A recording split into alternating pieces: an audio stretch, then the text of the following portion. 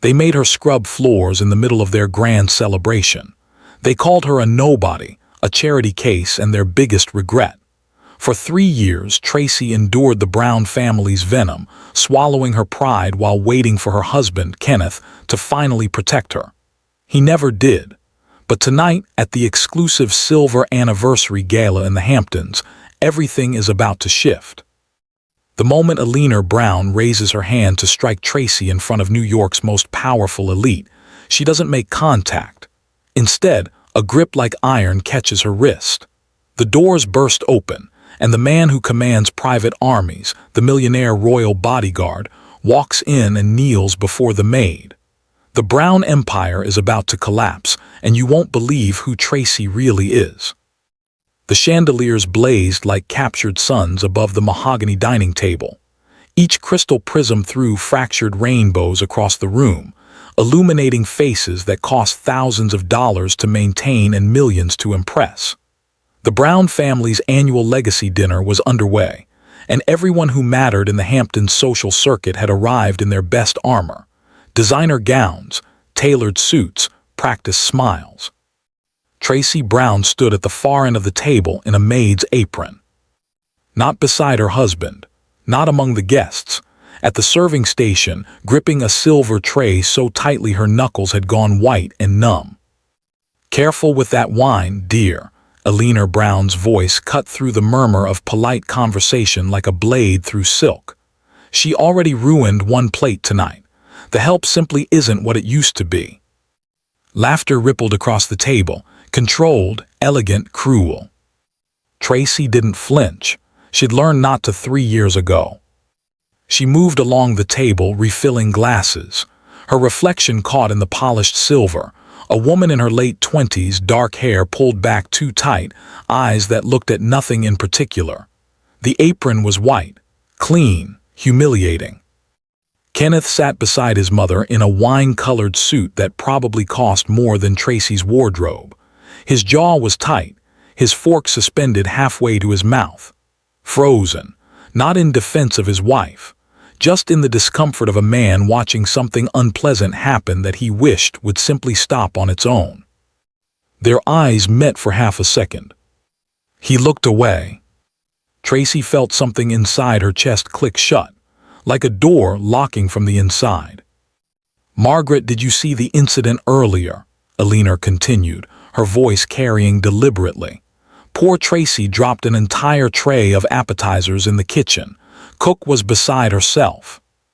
Margaret Brown, Billionaire's sister, leaned forward with theatrical concern. "Oh my, was anyone hurt?" "Only the food, thankfully. Though I suppose we should be grateful she's willing to help at all, given her background." The word hung in the air like spoiled perfume. Tracy set the wine bottle down on the serving cart. Her hands were steady. Years of practice had taught her how to strangle rage until it became something else, something cold, something patient. Julian Brown, Kenneth's cousin, held up his phone at an angle, recording. Again. He'd been doing it all night, capturing little moments of humiliation to share in whatever group chat gave him validation.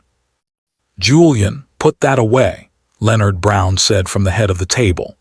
Kenneth's father spoke rarely, and when he did, it was usually to maintain the appearance of authority while changing absolutely nothing. Julian lowered the phone with a smirk. "Just documenting the evening, Uncle Leonard, for posterity." "Of course you are," Tracy said quietly. The table went silent. It wasn't the words, it was the tone, flat, empty of the apology everyone expected. Billionaire's fork clinked against her plate. "Excuse me." Tracy looked at her directly. "I said of course you are, documenting for posterity." "Tracy," Kenneth's voice was low, warning, pleading. She ignored him. A waiter appeared from the kitchen, balancing a platter of roasted duck. He was new, young, nervous. He made it 3 steps before his shoe caught the edge of the rug. The platter tilted, the duck slid, china shattered against the marble floor. The waiter stood frozen. Billionaire's eyes lit up, opportunity. This, Alina said, rising from her chair with theatrical grace, is exactly what I'm talking about. This is why we cannot have standards compromised. She turned to Tracy, her smile sharp as cut glass. This is your responsibility. You brought him in, didn't you? Recommended him. Tracy had never seen the waiter before in her life. Clean it, Alina commanded. Now. The guests watched. Some looked uncomfortable, most looked fascinated. This was dinner and a show. Tracy felt 30 pairs of eyes on her as she moved toward the mess. She knelt. Her hands reached for the shattered china. She had learned not to cry in public. That lesson had cost her 6 months. She picked up the pieces one by one. Kenneth said nothing. Leonard studied his wine glass. Julian's phone was up again. Tracy stood slowly, holding the platter of broken china. Her face was flushed but controlled. Alina stepped closer. You know, I told Kenneth from the beginning that marrying you was a mistake. Tracy's fingers tightened on the platter. I've been patient, Alina continued, but you simply don't belong here. She reached out and slapped the platter upward. Food flew, broken china clattered. Gasps filled the room. Mom, Kenneth finally stood. Mom, that's enough, Alina finished for him. Yes, it is. Tracy felt the heat in her chest settle into cold calculation. She lowered the platter to the table. Tracy Brown had been silent for 3 years. Tonight she finally looked Alina in the eye and said one word. No. The word landed wrong, like glass on marble. Alina blinked. What did you say? I said no. Kenneth stepped forward. Tracy, please, not now. She looked at him like a stranger she used to know. I already did this for 3 years, she said. Tonight I stop. She reached into her apron and pressed one button on a phone no one had seen her use. Alina laughed. Is this supposed to frighten me? Tracy didn't answer. The doors to the dining room stood closed. 5 seconds passed. 10. Then the doors burst open. A man stepped inside who did not belong to this world. Tall, still, dressed in a black suit that fit like armor, his presence sucked the air from the room. Some guests recognized him instantly. Whispers spread. Elliot Vale, the royal security consultant, the man whose contracts were worth more than the Brown Empire. He walked past Alina and stopped beside Tracy. Are you hurt? He asked quietly. The room froze. Kenneth stared. Why is he here? Tracy didn't answer. Alina's face had gone pale. This is ridiculous. Elliot turned to the room. Ladies and gentlemen, he said calmly, you are in the presence of Lady Beatrice Alcott. Silence cracked like ice. The name hung in the air like a gunshot's echo. Lady Beatrice Alcott. But 3 years ago she had been just Tracy, and she had believed in love. The first time Tracy met Kenneth Brown, he bought her coffee at a bookstore on a Tuesday afternoon. She'd been browsing the philosophy section, reaching for a worn copy of Marcus Aurelius, when his hand touched the same spine. Sorry, they'd said simultaneously, then laughed. He had kind eyes then, or maybe she just wanted to see kindness. Kenneth, he'd said, extending his hand. Tracy. They talked for 2 hours. He listened when she spoke about her work at the Cultural Foundation, about the small exhibitions she curated, about her belief that art could bridge worlds. He seemed fascinated by her quiet passion. He called her refreshing.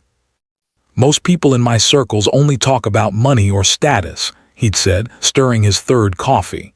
You're different. She should have asked what circles. She didn't.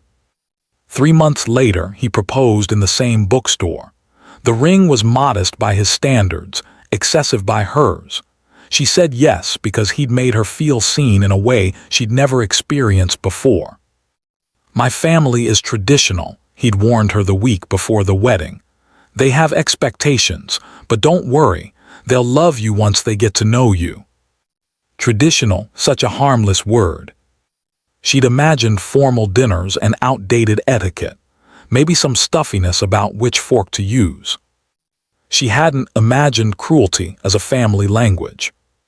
Tracy's first dinner at the Brown estate happened on a Saturday in October. The leaves were turning gold outside the floor-to-ceiling windows. Inside, the air felt cold despite the fireplace. Eleanor Brown sat at the head of the table in a cream dress that probably cost more than Tracy's monthly salary. She smiled when Tracy entered, but the smile never reached her eyes. "So you're the girl Kenneth's been hiding," Eleanor said. "Not you must be Tracy. Not welcome, just the girl."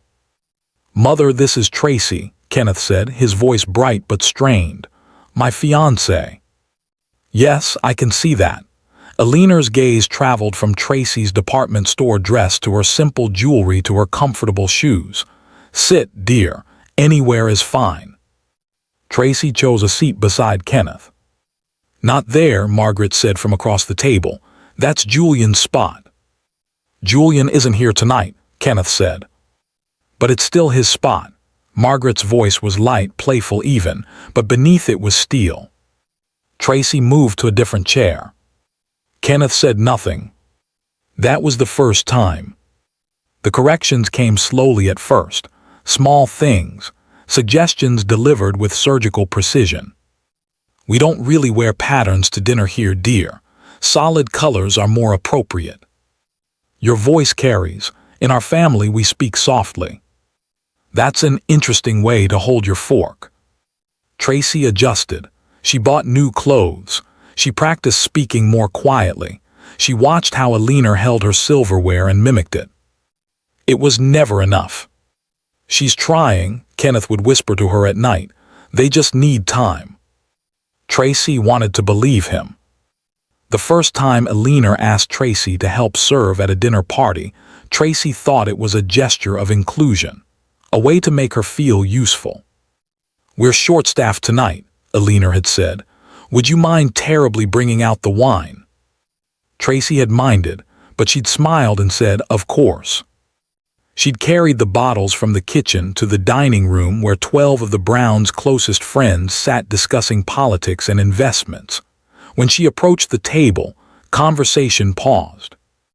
"How helpful," one woman said. Her tone made helpful sound like desperate. Kenneth sat frozen, his face flushed.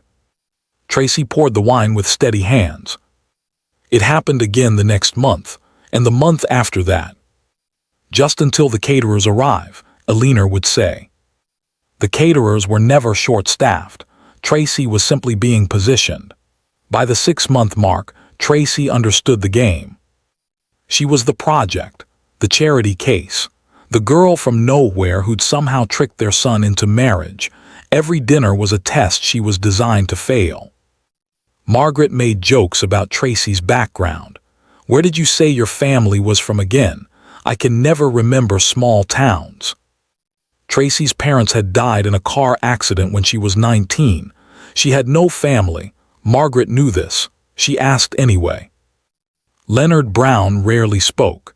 He sat at the head of the table like a statue, his silence functioning as approval for everything Eleanor orchestrated.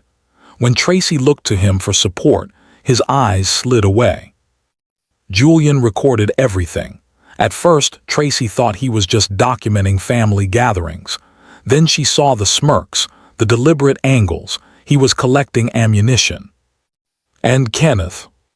Kenneth apologized in private and disappeared in public. "They don't mean it the way it sounds," he'd say after each dinner, holding her while she fought tears. "Then how do they mean it?" "They're just protective, they'll come around." They never did. Year 2 broke something in Tracy. Not suddenly, gradually, like a rope fraying strand by strand. Eleanor stopped pretending to be subtle. She asked Tracy to serve at every gathering. She made comments about Tracy's education, her job, her lack of sophistication. When Tracy tried to join conversations, Eleanor would speak over her or change the subject entirely. "We're discussing investments, dear. Probably not your area." Tracy had a degree in art history and business administration. She managed a foundation's budget. She understood investments better than half the people at that table. But she stayed quiet. Because Kenneth asked her to. "Just ignore her," he'd whisper. "Don't give her ammunition." As if silence was protection, as if smallness was safety. But something shifted in Tracy during those long, humiliating months. She started paying attention differently. Not to the insults, to the patterns. She noticed how Eleanor controlled every conversation, steering discussions away from certain topics. How Leonard's silence always preceded a business decision. How Margaret's jokes often contained fragments of information about family finances. She listened to phone calls that drifted through open doors, names, numbers, arrangements. She memorized guest lists, who came to which dinners, who Eleanor treated with deference and who she dominated. She watched Kenneth's reactions. His fear of his mother wasn't just emotional, it was financial. He worked for the family company but owned nothing. His apartment, his car, his lifestyle, all controlled by Eleanor.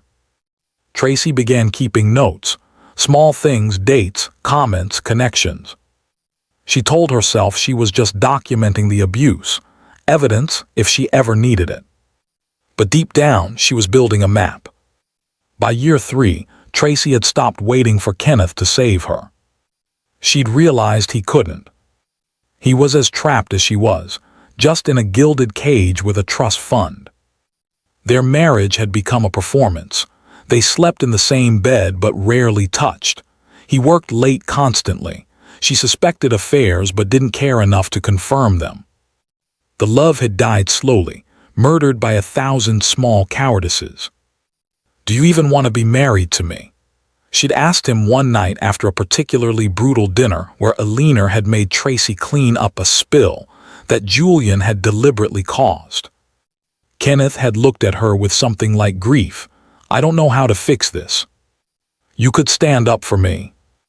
"It's not that simple." "It's exactly that simple." He turned away. "You don't understand my family." "I understand them perfectly. That's the problem." 3 weeks before the silver anniversary gala, Tracy made a phone call. She'd found the number months ago, buried in papers in Leonard's study. A name that connected to other names. A thread that, when pulled, revealed an entire hidden network. "I need to understand something," she'd said when the voice answered. "Who is this?" "Someone who has questions about the Brown family finances, specifically about overseas accounts and a foundation called the Alcott Trust." Silence on the other end. "Then meet me." That meeting changed everything. The night of the gala, Tracy stood in front of her mirror, adjusting the maid's apron Eleanor had laid out for her. "You'll help serve tonight," Eleanor had said that morning. Not asked, stated. Tracy had smiled. "Of course." Kenneth had left the room. As Tracy tied the apron, she felt nothing. No anger, no hurt, just cold, crystalline clarity. She wasn't waiting for love anymore. She wasn't even waiting for respect. She was waiting for proof. And tonight she would get it. She reached into her pocket and felt the small phone, the one number programmed in, the button she would press when the moment was right. 3 years of quiet cruelty had taught her something Eleanor Brown had never intended. Patience was a weapon. And Tracy had just finished sharpening it. The silence after Elliot Vale's announcement lasted exactly 3 seconds. Then Eleanor Brown laughed. It was a sharp, practiced sound, the kind of laugh she'd perfected over decades of dismissing things beneath her attention. "Lady Beatrice Alcott," Eleanor's voice dripped with contempt. "That's absurd. This girl is nobody. She has no family, no money, no."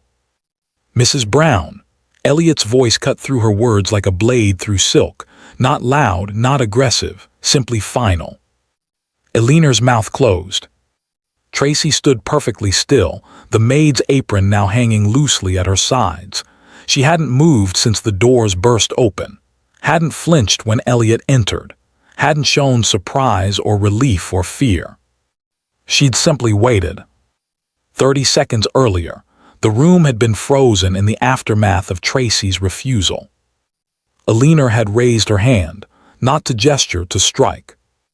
The movement was swift, practiced. This wasn't the first time Alina Brown had used violence as punctuation, just the first time she'd done it in front of witnesses who mattered. Tracy didn't move to block it, didn't step back. She simply stood there, watching Alina's hand arc toward her face with the same detached calm she'd shown all evening. The blow never landed. Alina's wrist stopped midair, caught in a grip that appeared from nowhere. That's when the doors exploded inward. Not opened, exploded.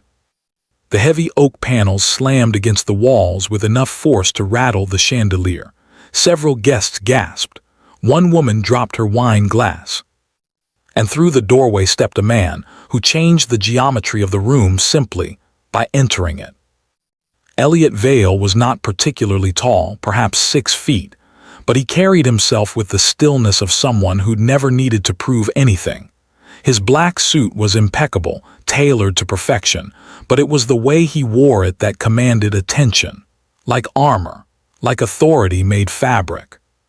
His face was sharp angles and controlled intensity, dark hair cut military short, eyes that missed nothing, a scar along his left jawline, barely visible, that spoke of violence survived. But it was his presence that truly dominated. He moved through the room like gravity bent around him, each step deliberate, unhurried, absolute. The hand that had caught Alina's wrist belonged to a man in a dark suit who'd entered half a step behind Elliot. Security, professional, efficient. Alina tried to pull free. The grip didn't budge. "Release me immediately," Alina demanded. "I'll have you arrested for assault." The security officer looked to Elliot. Elliot's gaze moved past Alina as if she were furniture. His eyes found Tracy. "Are you hurt?" he asked. His voice was quiet, gentle even, but it carried across the entire room because everyone had stopped breathing. Tracy met his eyes. "No." "Good." He studied her face for another moment, then nodded. "You can let her go." The security officer released Alina's wrist. Alina stumbled back, cradling her arm as if it had been injured. "How dare you? Do you know who I am?" "Yes," Elliot said simply. "Do you know who she is?" The room erupted in whispers. Guests pulled out phones, some Googling Elliot Vale, others texting frantically. Margaret Brown clutched her pearls, literally her face pale. That can't be." "It is," someone whispered. "Elliot Vale. He protects royalty, heads of state. He designed the security protocol for the G7 summit. I heard he turned down a position with the Secret Service because they couldn't afford him.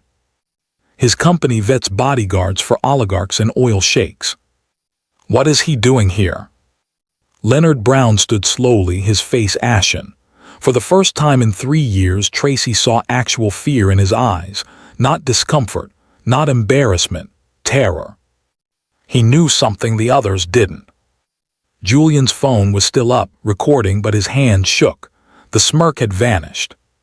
Kenneth remained frozen in place, his mouth open, his eyes moving between Tracy and Elliot as if watching a stranger speak a language he'd never heard before.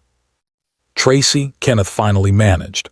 "What's happening? Who is this man? Why is he?" "My name," Tracy said quietly, "is not Tracy." The whispers stopped. Elliot moved to stand beside Tracy, not in front of her, not protectively, beside her, equal footing. "Ladies and gentlemen," Elliot said, his voice calm and clear, "you are in the presence of Lady Beatrice Alcott, daughter of Ambassador Richard Alcott and Victoria Alcott, chair of the Alcott Trust, heiress to one of the oldest diplomatic families in international finance." Alina laughed again, louder this time, more desperate. "This is ridiculous. She's nobody. She works at some tiny cultural foundation. She has no family. She told us her parents were dead. They are, Tracy said. The words landed heavily. They died 7 years ago, Tracy continued, her voice steady. In a car accident in Geneva. I was 20 years old. Kenneth's face went white. You told me they died when you were 19, you said. I lied, Tracy looked at him directly, about a lot of things. Eleanor's laugh had died in her throat. She looked at Elliot, then at Tracy, then back at Elliot.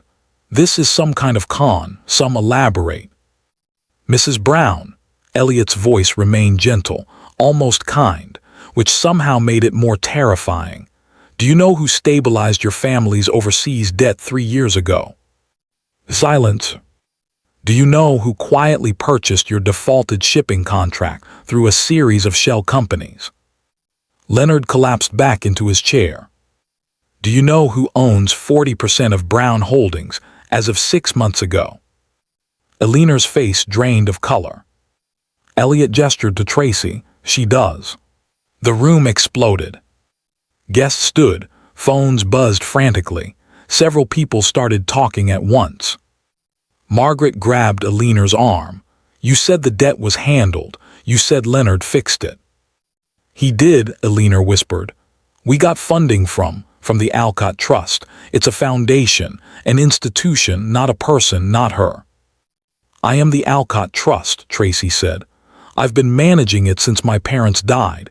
Every loan, every investment, every decision. Kenneth staggered backward. That's impossible, you're lying. You worked part-time. You lived in that tiny apartment. You never had money.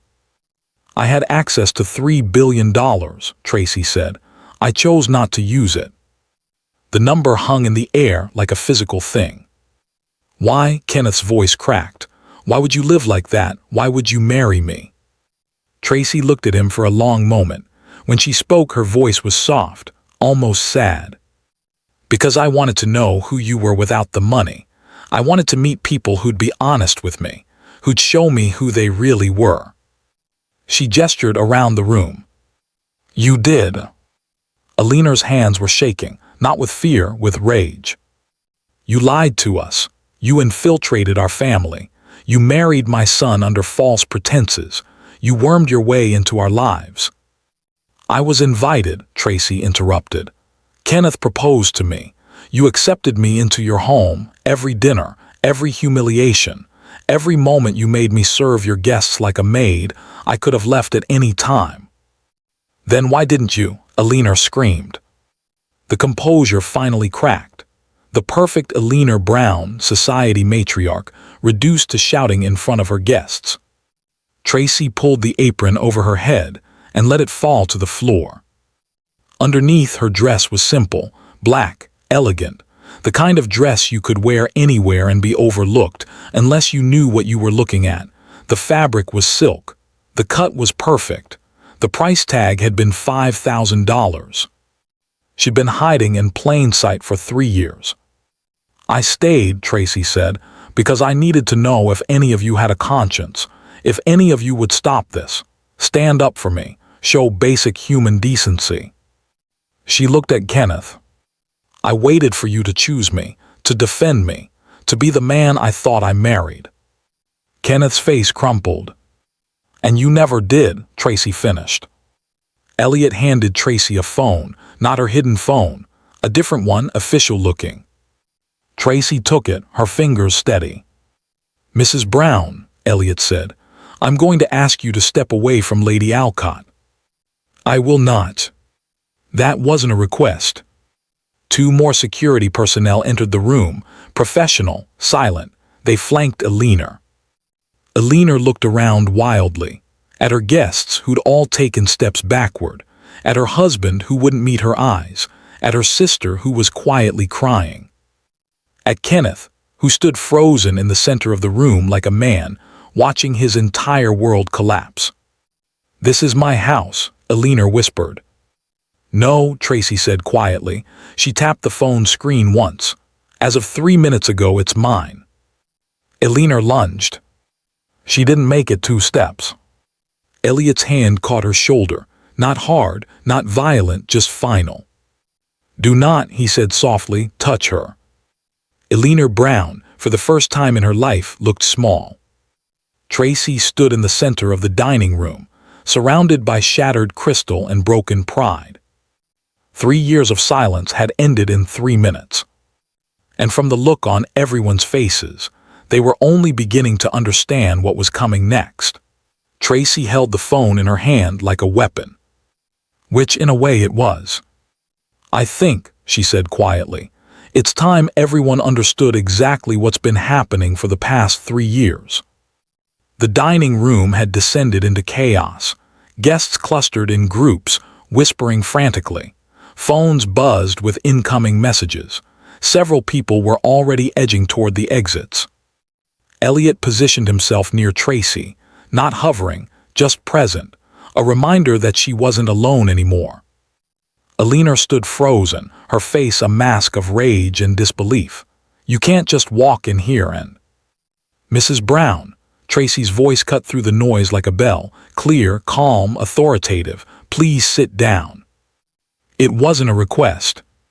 Something in Tracy's tone, the absolute certainty, the shift from submissive to commanding, made Alina actually comply.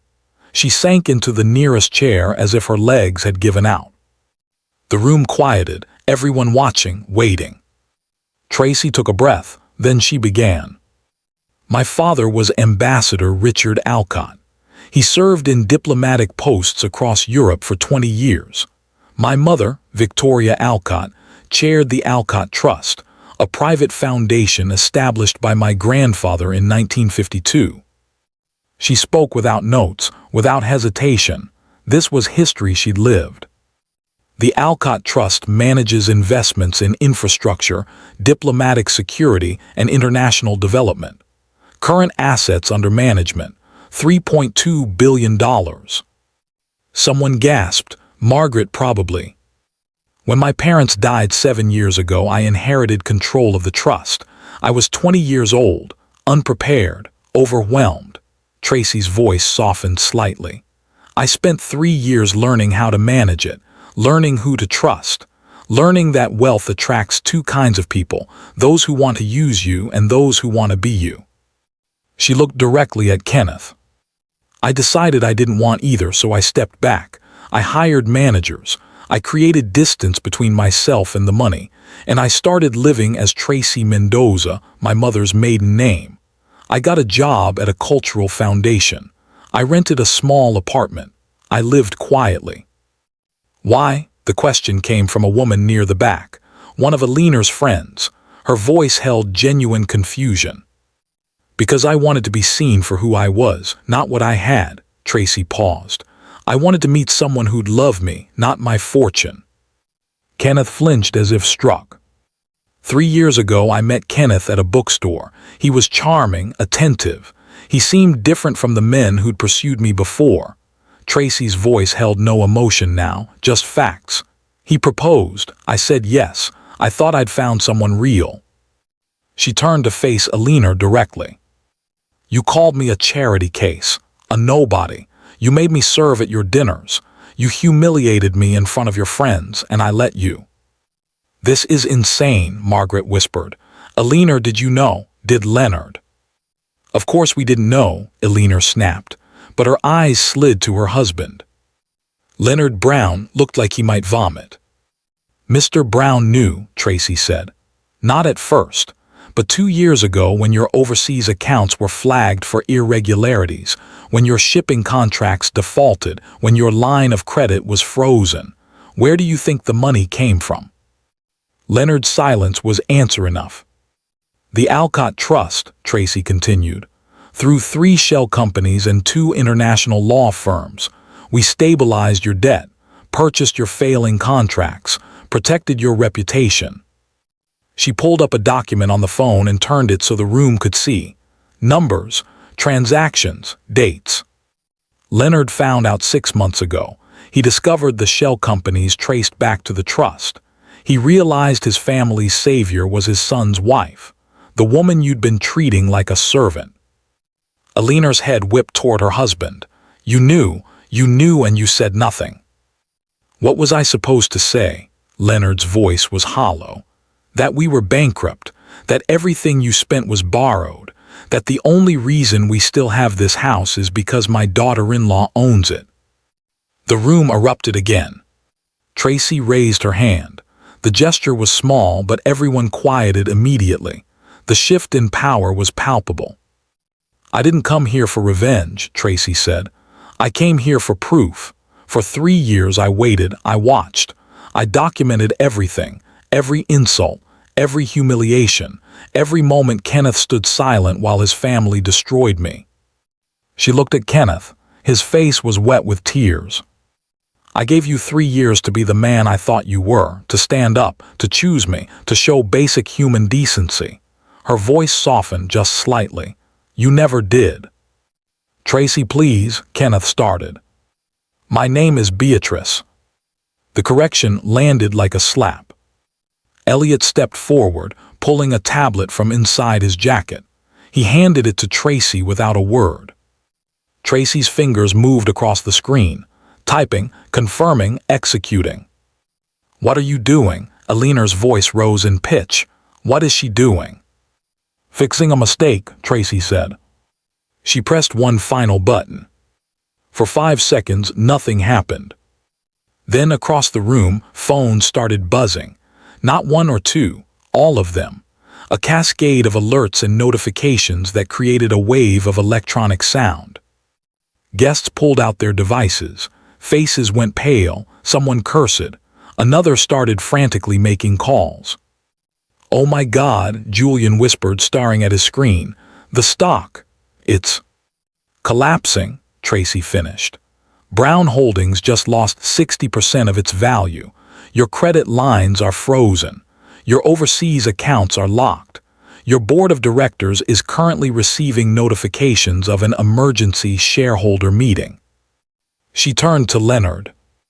"As the majority shareholder, which I became 10 minutes ago when several shell companies revealed their true ownership, I'm calling for a vote of no confidence in current leadership." Leonard made a sound like air escaping from a balloon. His face went gray. He tried to stand, swayed, and collapsed back into his chair. "Leonard," Margaret rushed to him. "Someone call an ambulance." "He's not having a heart attack," Elliot said calmly. "Just a panic attack. He'll be fine." Margaret spun on him. "How dare you, he's complicit," Tracy interrupted. "In fraud, tax evasion, money laundering through offshore accounts. Shall I continue?" The room descended into pandemonium. Several guests bolted for the exits. Others huddled in corners, frantically checking their own financial exposure. Some simply stood frozen, watching the Brown family implode in real time. Julian tried to slip toward a side door. "Mr. Brown," Elliot said quietly, "stay where you are." Julian froze. "I didn't do anything. This is between Tracy and them." "You recorded hours of footage of Lady Alcott being humiliated. You posted it in private group chats. You monetized her suffering for social media clout." Elliot's voice remained conversational. "That's harassment, defamation, possibly blackmail, depending on what you tried to do with those videos." "I never blackmailed anyone." "Not yet," Elliot agreed. "But we found the draft messages, the demands for money in exchange for deleting the footage." Julian's face went white. 2 security personnel moved to flank him. He didn't resist.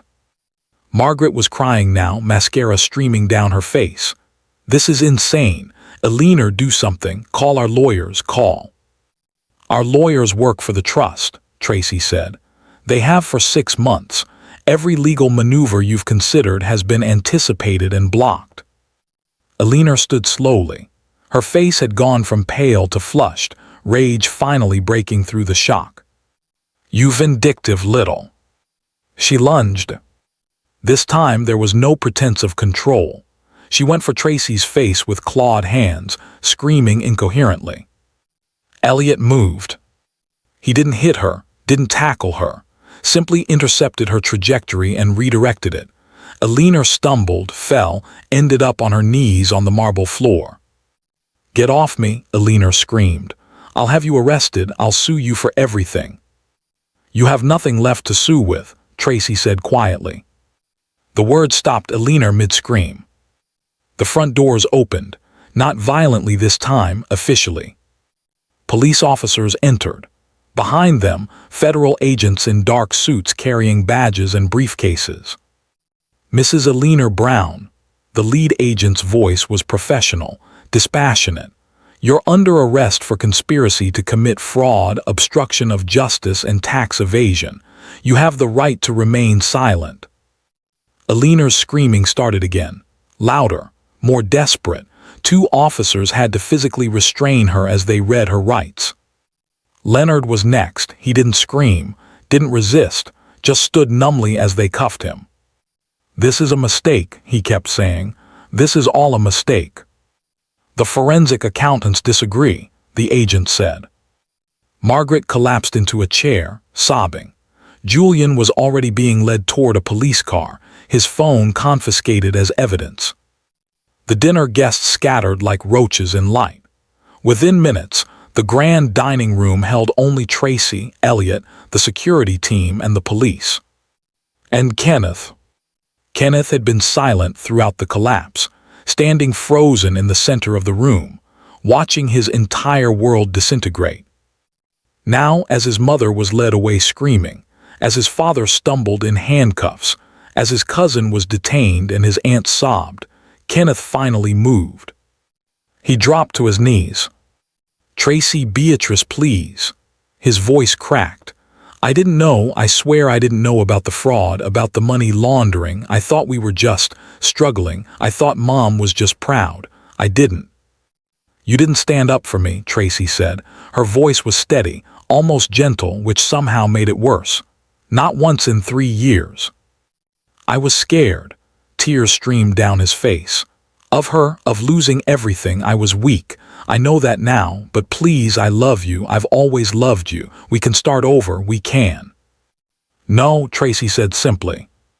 Kenneth crawled forward on his knees, literally begging now. "Please, don't do this. I'll change. I'll be better. Mr. Brown," Elliot's voice cut through the pleading, "step away from Lady Alcott." Kenneth looked up at Tracy, really looked at her. Perhaps for the first time in 3 years he saw her clearly. She wasn't the quiet girl from the bookstore anymore, wasn't the patient wife who'd endured abuse in silence, wasn't Tracy at all. She was Lady Beatrice Alcott, and she was done. "The divorce papers will be delivered tomorrow," Tracy said.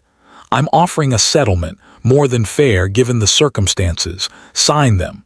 Move on. Build whatever life you can. And if I don't?" Then Elliot's team releases everything. Every video Julian took, every humiliation, every moment you stood silent while your family destroyed me. "The internet is forever, Kenneth. Make your choice." Kenneth's face crumpled. He stayed on his knees as Tracy turned and walked toward the door. She didn't look back. Behind her, the Brown Empire burned. And for the first time in 3 years, Tracy felt like she could breathe. Tracy made it 3 steps from the dining room before Kenneth's composure finally shattered completely. "You can't just walk away." His voice cracked on the last word. Tracy kept walking. "I said you can't just." The sound of footsteps running, too fast, too desperate. Elliot moved before Tracy even registered the threat. He stepped between them, one hand raised in warning. "Mr. Brown, stop." Kenneth didn't stop. His hand came up from his pocket holding something that caught the light. Silver, sharp. A steak knife from the dinner table. She destroyed everything. Kenneth's eyes were wild, red-rimmed, barely human. "My family, my life, everything I had. She can't just walk away like none of it matters." Time slowed. Tracy saw the knife, saw Kenneth's face twisted with desperation and rage, saw the moment he made his decision and lunged forward. Elliot moved like water. One hand deflected Kenneth's wrist, the other struck his elbow. The knife clattered to the marble floor. Kenneth followed half a second later, his arm bent at an angle that made Tracy's stomach turn. The sound Kenneth made wasn't quite a scream, more like air being forced from lungs that had forgotten how to work. Elliot had him pinned face down on the floor in under 2 seconds, one knee on Kenneth's back, one hand controlling his twisted arm, professional, efficient, brutal. "Don't move," Elliot said quietly, not a threat, a fact. Kenneth sobbed into the marble. The remaining police officers rushed over. More security personnel flooded in from adjacent rooms. Someone was shouting about a weapon. Someone else was calling for backup. Tracy stood frozen, staring at the knife on the floor. It was silver, ornate, part of the Brown family heirloom silverware set, worth thousands of dollars. Kenneth had tried to stab her with a piece of art. The absurdity of it should have been funny. Instead, Tracy felt her hands start to shake. "Lady Alcott," one of the officers approached carefully, "are you injured?" "No," her voice sounded distant, not quite her own. "I'm fine." "We need to take your statement, and we'll need to add attempted assault to Mr. Brown's charges." "Later," Elliot said, still pinning Kenneth to the floor. "She gives her statement later. Right now, she needs to leave." The officer looked like he wanted to argue. Then he saw Tracy's face and nodded. Kenneth was cuffed and hauled to his feet. His arm hung at an odd angle, probably dislocated. He didn't seem to notice. He just stared at Tracy with eyes that held nothing but emptiness. "I loved you," he whispered as they dragged him toward the door. Tracy said nothing. What was there to say? That his love had been conditional, that it had died the first time he'd stayed silent while his mother humiliated her. That love without courage was just a pretty word. She watched them take him away, watched the last piece of her old life disappear through the doorway. Then she turned and walked toward the exit. Outside, the scene was chaos. News vans lined the circular driveway. Reporters shouted questions. Camera lights blazed like small suns. Neighbors had gathered at the property gates, phones held high, recording everything. "Lady Alcott, is it true you've been living undercover? Did you plan this revenge for 3 years?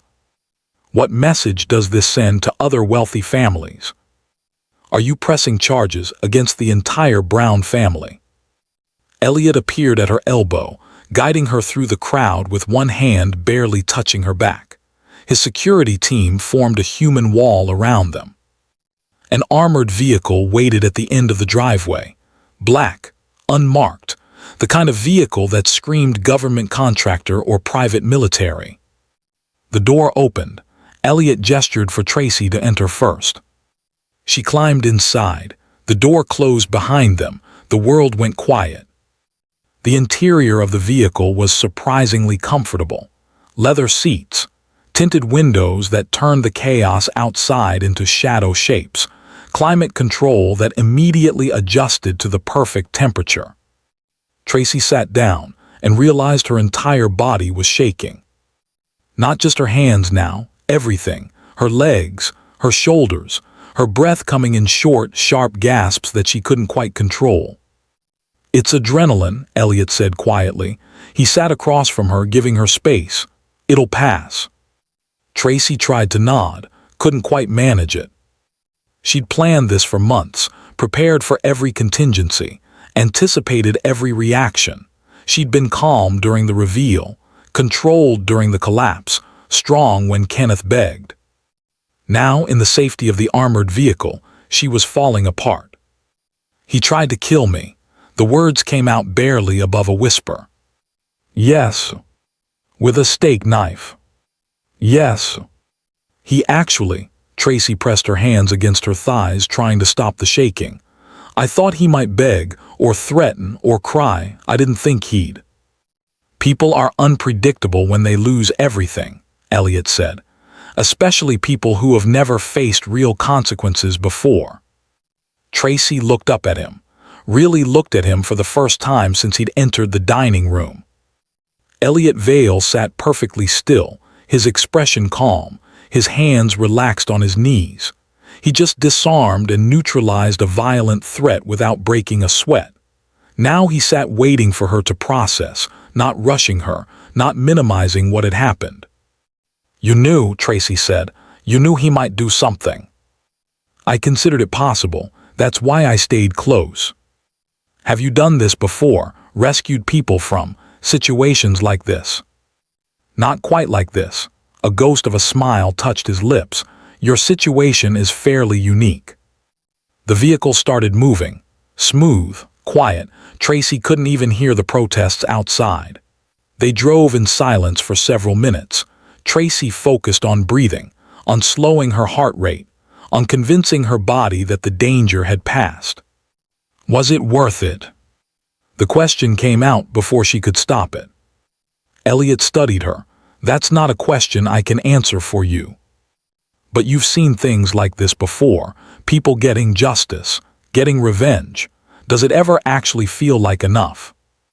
"Justice and revenge aren't the same thing," Elliot said carefully. "Justice is about balance, accountability, making sure people face appropriate consequences for their actions. And revenge? Revenge is about pain, making others hurt the way you hurt. It's understandable, human even, but it rarely brings peace." Tracy leaned her head back against the seat. "So which was tonight?" "You tell me. The Browns are facing criminal charges for fraud and tax evasion. Those charges existed regardless of your involvement. You simply chose to stop protecting them from the consequences of their own actions." Elliot paused. "You could have done much worse. You chose restraint." "Restraint," Tracy laughed, but there was no humor in it. "I destroyed their lives." "No, they destroyed their own lives through years of illegal activity. You just stopped holding up the house of cards." Elliot's voice was gentle but firm. "There's a difference between causing harm and allowing truth to surface." Tracy wanted to believe him, wanted to feel righteous and justified. Instead, she just felt tired. "I waited 3 years," she said quietly. 3 years of humiliation, of being treated like nothing. I told myself I was gathering evidence, building a case, but really," she trailed off. "Really? Really, I think I just wanted them to suffer the way I suffered. I wanted them to feel powerless and trapped and small." Tracy's voice cracked. "Does that make me as bad as them?" "No," Elliot's answer was immediate, certain. "They chose cruelty, you chose accountability. Those aren't equivalent." "But Kenneth tried to stab me. His mother is probably having a breakdown. His father looked like he might have a heart attack. I did that." "They did that," Elliot corrected. "By choosing fraud, by choosing to abuse you, by choosing to maintain their lifestyle through illegal means while treating you as disposable." He leaned forward slightly. "You gave them 3 years to change, 3 years to show basic human decency. They chose not to. That's on them." Tracy closed her eyes. She wanted to accept that, wanted to believe she was justified. But the image of Kenneth on his knees, crying, kept replaying in her mind. "Will you regret it?" she asked. "Tomorrow, next week, next year, will I regret this?" "I don't know," Elliot said honestly, "but I know you'll regret staying silent more." The vehicle slowed. Tracy opened her eyes and realized they were pulling into an underground parking garage. Private, secure, no media, no crowds. "Where are we?" "Safe house, temporary, until we're certain there's no additional threat." "Additional threat?" Tracy sat up straighter. "From who?" Elliot's phone buzzed. He glanced at the screen. His expression didn't change, but something in his posture shifted. Subtle, alert. "What is it?" Tracy asked. "Information we've been waiting for." He read the message, his jaw tightening almost imperceptibly. "The forensic accountants found something in the Brown family's offshore accounts. More fraud. Incoming payments, large ones, from shell companies we can't trace yet." Elliot looked up at her. The Browns weren't just stealing money, they were receiving it, from someone who wanted them positioned exactly where they were. Tracy's stomach dropped. Position for what? "That's what we need to find out." Elliot's voice remained calm, but Tracy heard the edge beneath it. The Browns were being funded by someone, someone with deep pockets and deeper connections, someone who's about to realize their asset just collapsed. And when they realize that, they'll want to know why and who's responsible. Elliot met her eyes. They'll want to know about you. The vehicle stopped. The engine went silent. Tracy sat in the sudden quiet, the weight of Elliot's words settling over her like a physical thing. She'd spent 3 years planning her escape from the Brown family, 3 years preparing for this night, 3 years believing that once it was over, she'd be free. She hadn't considered what might come after. "So this isn't over," she said quietly. "No," Elliot's voice was gentle but honest. "I'm afraid it's just beginning." The car door opened. Cool underground air rushed in. Tracy could hear the echo of footsteps in the parking garage, security personnel moving into position. She should have been afraid, should have been angry, should have been something. Instead, she felt strangely calm. For 3 years, she'd been trapped in a cage of her own making, waiting for the right moment to act. Tonight, she'd finally broken free. If something else was coming, some new threat from the shadows, at least she'd face it on her own terms. Tracy stepped out of the vehicle. Elliot fell into step beside her. "Who do you think is behind it?" she asked as they walked toward the elevator. "I have theories, nothing confirmed yet." "But you have a guess." Elliot was quiet for a moment. Then, the payments came through diplomatic channels, routed through countries with privacy laws, the kind of infrastructure usually reserved for intelligence operations or political manipulation. "So you think it's a syndicate or a government or both?" He pressed the elevator button. "Someone with enough power to make entire families disappear if they want to." The elevator doors opened. Tracy stepped inside. The weight of everything that had happened tonight, and everything still coming, pressed down on her shoulders. But she stood straight, chin up, eyes forward. She'd survived the Browns. She'd survive whatever came next. She had to. Because now, for the first time in 3 years, she was finally fighting back. And she had no intention of stopping. The safe house was nothing like Tracy expected. She'd imagined something sparse, industrial, the kind of place you saw in spy movies with concrete walls and folding chairs. Instead, she walked into a penthouse apartment with floor-to-ceiling windows overlooking the city, modern furniture, original art on the walls, a kitchen that looked like it belonged in a design magazine. "This is a safe house?" Tracy asked. "One of several." Elliot moved through the space with practiced efficiency, checking rooms, confirming security protocols. "We find that comfortable safe houses are more effective than uncomfortable ones. People think more clearly when they're not sitting on a cot." Tracy walked to the windows. The city sprawled below, lights glittering like fallen stars. Somewhere out there, the Brown family was being processed through the criminal justice system. Kenneth was probably in a hospital getting his shoulder relocated. Eleanor was probably still screaming. And Tracy was here, safe, free, victorious. So why did she feel like she was standing on the edge of a cliff? "Tell me about the syndicate," she said without turning around. Behind her, Elliot was quiet for a moment. Then, "Sit down, this will take some time." They sat across from each other at the dining table. Elliot had pulled up files on a tablet, documents, financial records, photographs of people Tracy didn't recognize. 3 years ago, the Brown family was facing bankruptcy, Elliot began. Their shipping contracts were defaulting. Their investments had turned toxic. They were months away from losing everything. "I know, that's when the Alcott Trust intervened." "Not quite." Elliot turned the tablet toward her. "Your trust intervened 6 months after someone else did. These payments." He pointed to a series of transactions.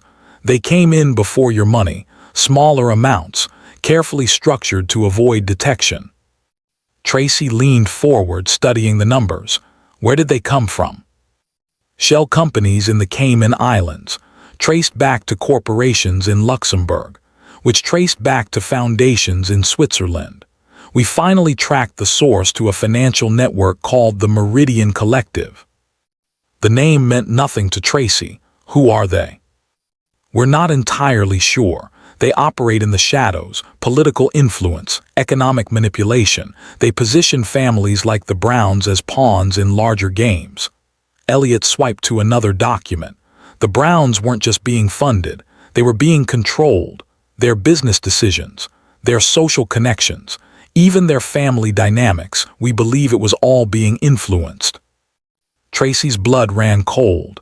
Elinor's cruelty, the way they treated me, are you saying that was orchestrated, probably not directly, but encouraged, enabled?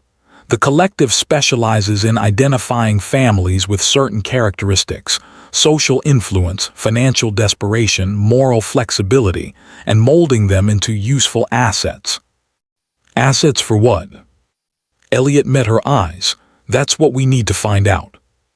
Tracy stood, needing to move, to think. She paced to the windows and back. How long have you known about this? 6 months. When your trust's forensic accountant started investigating the Browns' finances, they flagged irregularities. That's when they contacted my firm. Tracy turned sharply. Your firm works for the trust. Your trust is one of several clients, but yes, we provide security consultation for high-net-worth individuals and institutions. Elliot paused.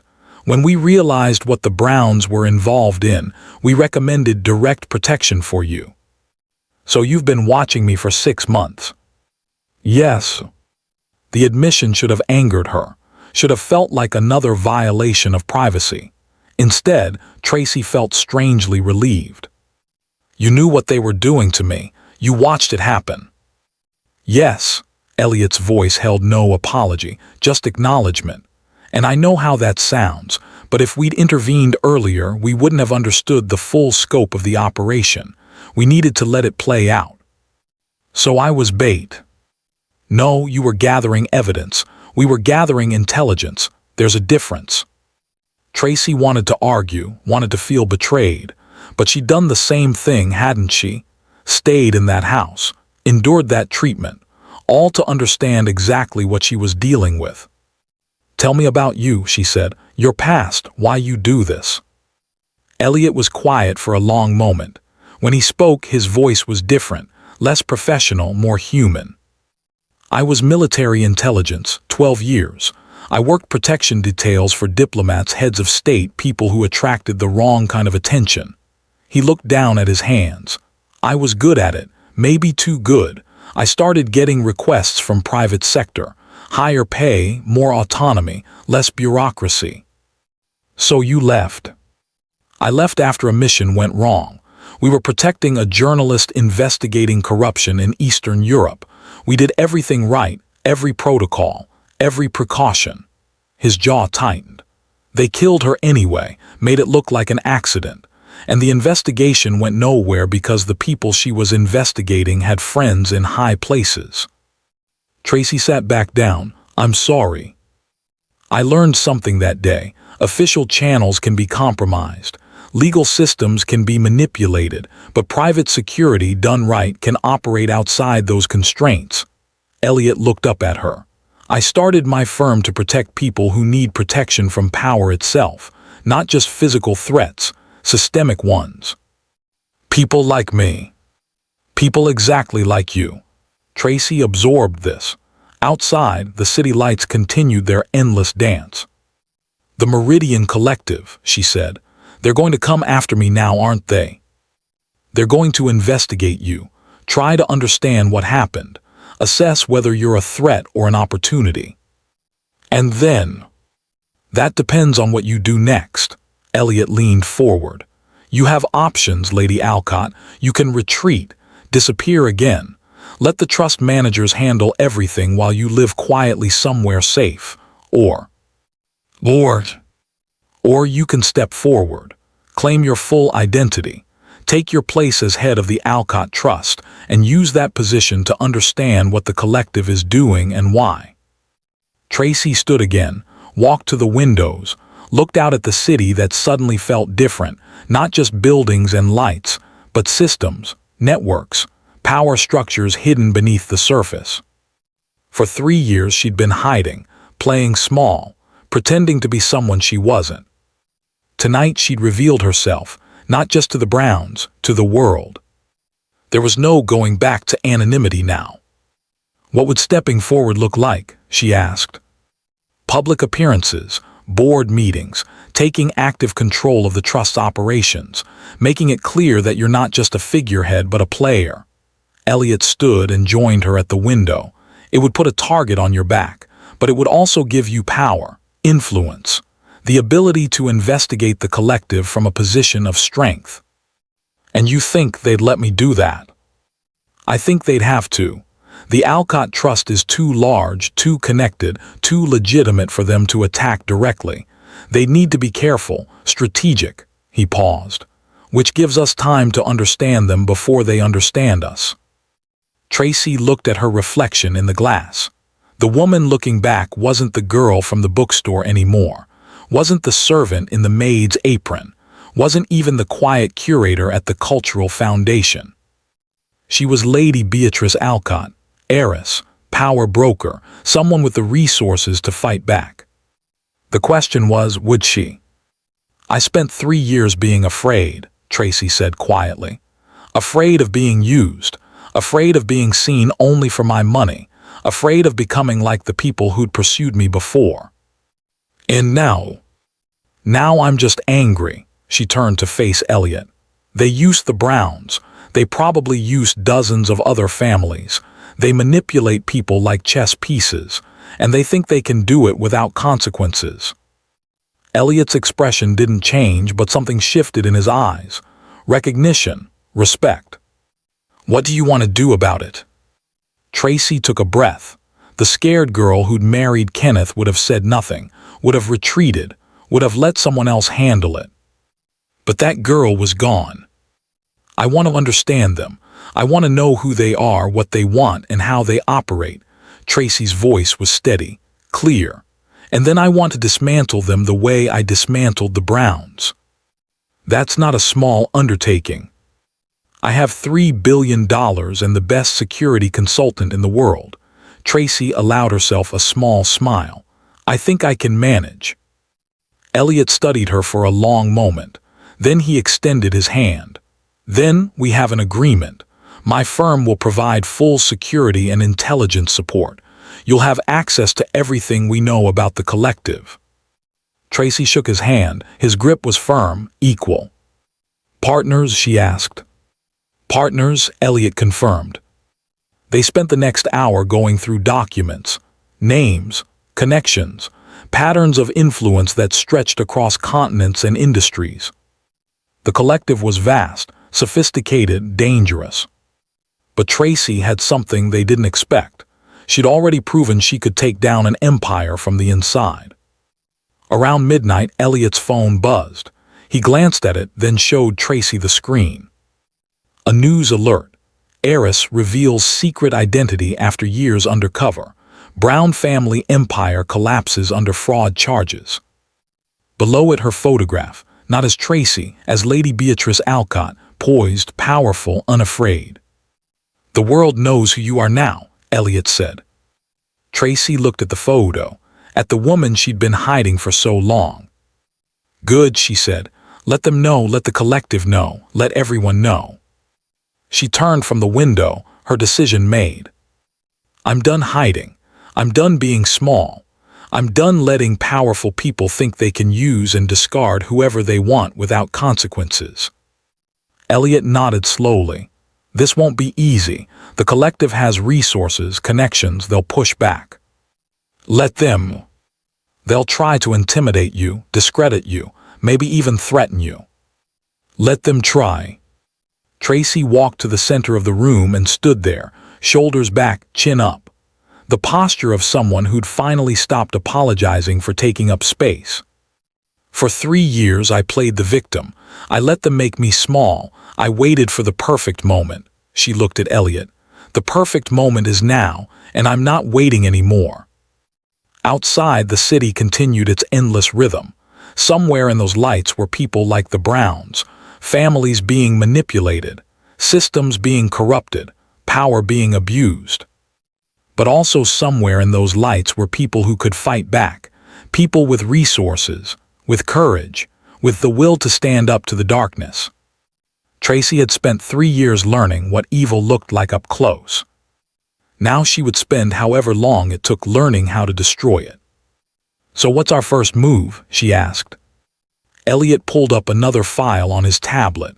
"We start by understanding their network, then we find their weaknesses, then we make them pay," Tracy finished. Not revenge, justice. The difference mattered. Tracy stood in the safe house, the city sprawling below her, and felt something shift inside her chest. Not fear, not anger. Power. Real power. The kind that didn't need to hide or apologize or justify its existence. She was Lady Beatrice Alcott. And the world was about to learn what that meant. 3 years of humiliation, 1 night of revelation, but the real war is just beginning. Tracy thought the Browns were her enemy. She was wrong. They were just the opening move. The Meridian Collective is watching, and they don't forgive. Before we continue, if you've been hooked by Tracy's journey from invisible to unstoppable, make sure to hit that like button and subscribe so you don't miss what happens next. This story is far from over. Want to know what happens when Tracy takes on the most powerful shadow organization in the world? Want to see Elliot and Tracy hunt the people who have been pulling the strings all along? Drop a comment saying Chapter 2, and I'll know you're ready for the next part of this story. Because trust me, what comes next will make the Brown family dinner look like a warm-up. The collective has been operating in the shadows for decades. They've toppled governments, destroyed families, built empires on the backs of people they consider disposable. But they've never faced anyone like Lady Beatrice Alcott. And they have no idea what's coming for them. See you in Chapter 2.